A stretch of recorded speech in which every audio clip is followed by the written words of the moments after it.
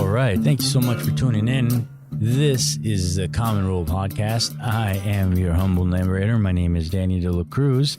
And this is episode 10. Insert special effects cheering here. Yay. They say the 10 first podcasts are the hardest. Just kidding. I don't know. I made that up. I don't know if that's true or not. But it sounded good. So, yeah, it's a learning process. It's a learning curve. I'm still learning, especially like on the technical side. I hope the audio on this side sounds a lot better than the first few episodes.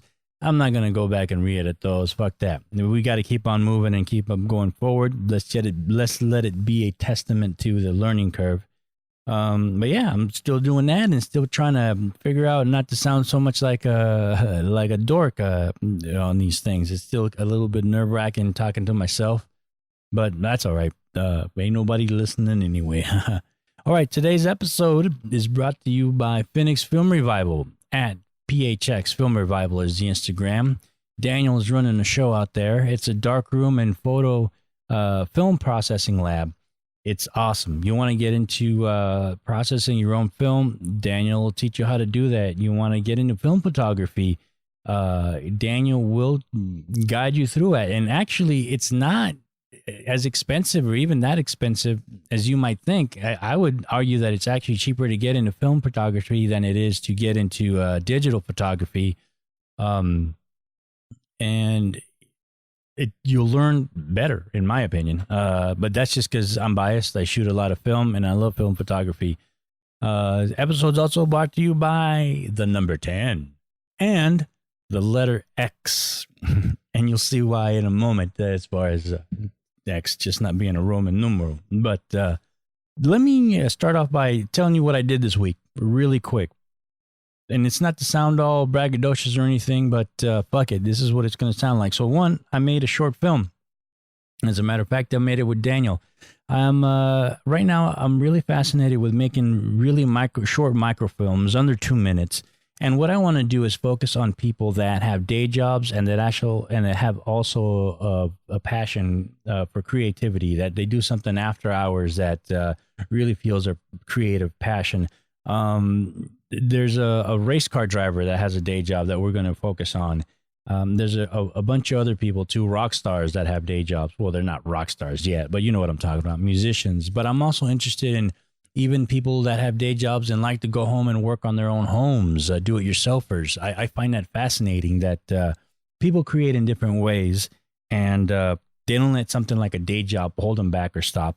And I'm really interested in making films like that. The other thing I did was I published 4 books. Yes, I published 4 books.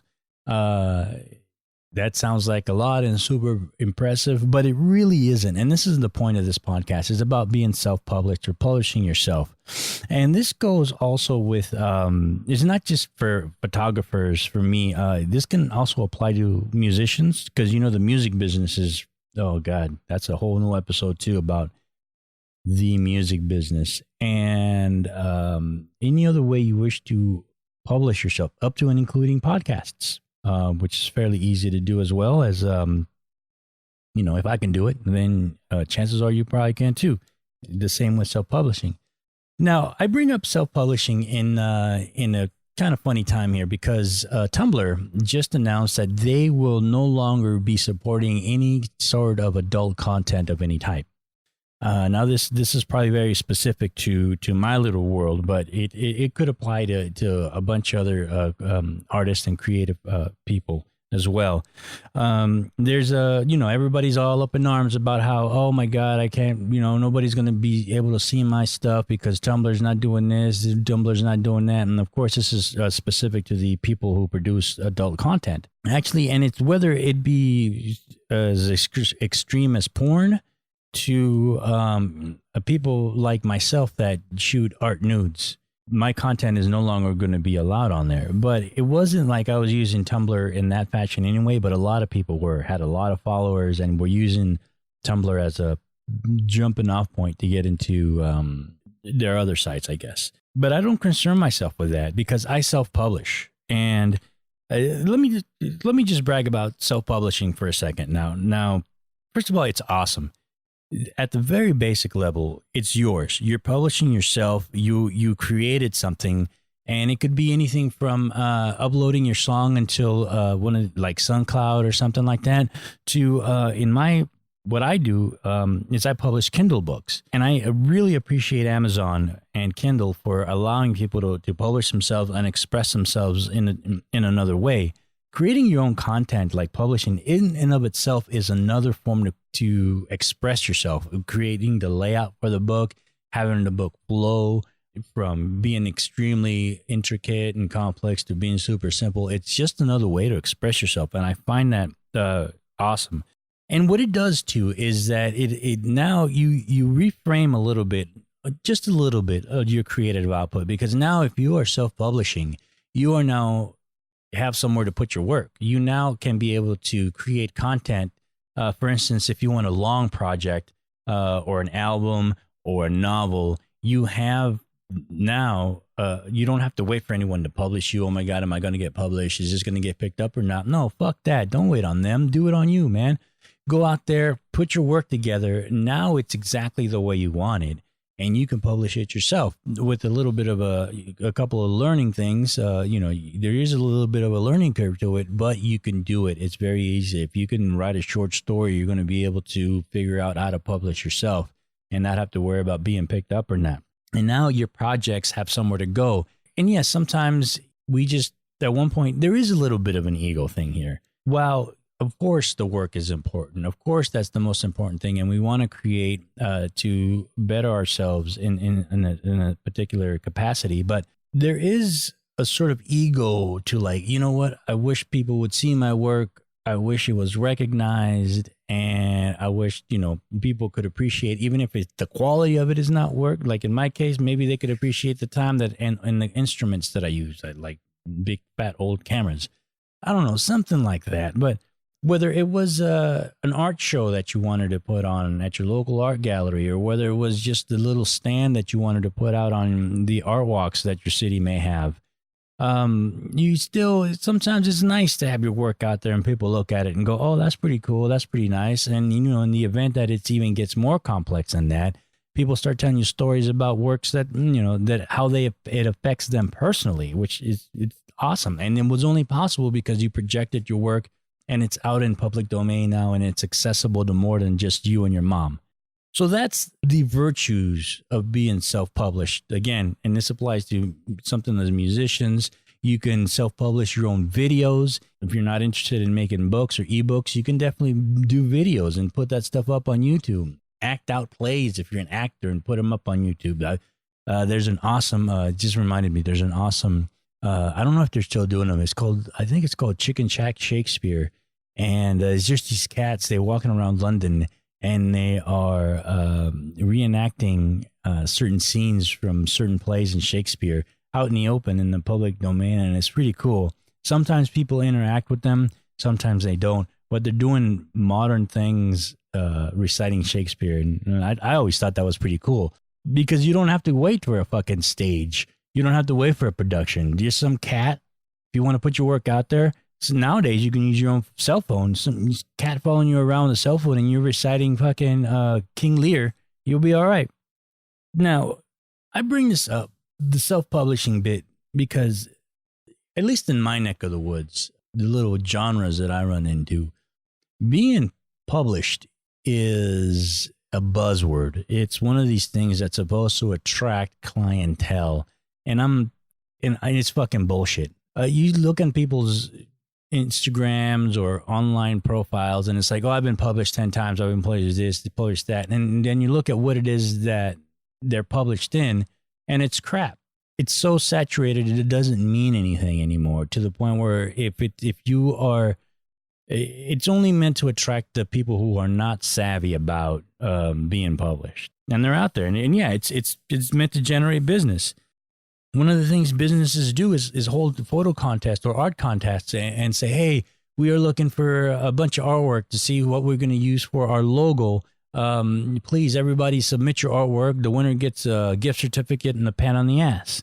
And we get to use your artwork for free forever, as long as we want. And we get to make money off of your work, but you don't get shit. That's basically the contest name. And it is fucking terrible. I hate that. Those things are fucking bullshit. But don't get me wrong, they're clever as fuck and they get away with a lot. But it's bullshit. And I learned the hard way. I used to do those things. It's not that cool. You're not going to get anything out of those. It being published in that sense is not cool. You're getting fucked. And while it might be nice to see your work, they're the ones making money off of it, and you're being taken advantage of. So if you're going to give away your work, and let me go into this for a little bit. If you're going to give away your work in that sense because you want exposure, you want something that, be very, very discriminating. And look at the quality. Look at who you're giving away your work to. In my aspect, there's only like two things I would really, well, maybe there's a couple more, but there's a couple of things that I would give away my work to. One is charity. Hey, if they want to auction off some of your work to raise money for the kids somehow, boom, here, have a couple pieces, have fun, do what you will with them. And the other one is like some of my favorite periodicals out there. Those are that have quality, that print on quality paper, as opposed to that bullshit magazine, cheap ass shit that will probably make my work look like shit, even more like shit anyway, whatever. But those are the two venues where I'm going to release them. If you do want to continue that way, let me give you a couple of pointers here. If you do want to continue to give your work away to certain publications, work your angles. Being properly published does mean being properly paid or compensated. Back in the olden days, the little city rag magazines would once in a while put out a fashion editorial thing in the middle of their magazine so that it could, I don't know, just feel like they're a real magazine. But what they wanted to do was, under the premise that they are given exposure to local artists, all they are is getting content for free. So all the stylists and all the talent is working for quote unquote exposure. Now, that's pretty much bullshit too. And I learned really quickly that I wasn't getting much out of that anyway. So you got to work your angles. So what I started doing was saying, okay, well, if the shoot is not going to pay cash, then it'll pay for everyone's food and drink, maybe a couple of cocktails after the shoot, all about the bourbon. And I will get ad space somehow. This is what I would charge for a shoot, and you will give me ad space that's comparable to that in your magazine. That seemed to work, and I did get a couple of gigs coming out of that way. I did a radio show once where the dude wanted me to do something. Bam, I got a plug on the radio. I got a little bit of that. Possibly in this day and age, podcasts. Wink, wink. And now, actually, social media is a thing now. The Instagram is ad space. There's a reason why people that have millions of followers, and you know who they are, they charge upwards of $500 to $1 million an ad on their thing, on their feed, because people will look at that and it is worth it. So if you're interested in that, you can look up those numbers on your own. They're rarely available on the internet. But yes, Instagram is also a way to work an angle. But I can't stress enough how self-publishing is the way to go, especially in the music industry. You don't have to worry about record labels anymore. As an author, you don't have to worry about editors and publishers, cock blocking you the whole time. You can just make your own book. Amazon Kindle is reasonable. It is a way to put your book out. At the very least, it is a way to get noticed. In my case, I love photo books altogether. But I'm not Danny Clinch. I don't have a catalog of portraits of icons that I can draw from. And then my favorite publisher goes, oh, well, we're going to make a 300-page book out of this and sell it for $40 on a good day, or Christmas, on Black Friday. Unfortunately, I just don't have that publisher. I have a bunch of what I think are really great portraits of my favorite musicians and other people. They're just not yet icons outside of our communities, but they're decent, and I can make my own book, which is what I am actually going to work on next week, is my portrait work of musicians. It's easy to do. And if you don't want to learn, find a friend that's really into doing these things. And you can pay your friend off with a 6-pack or a bottle of bourbon in my case.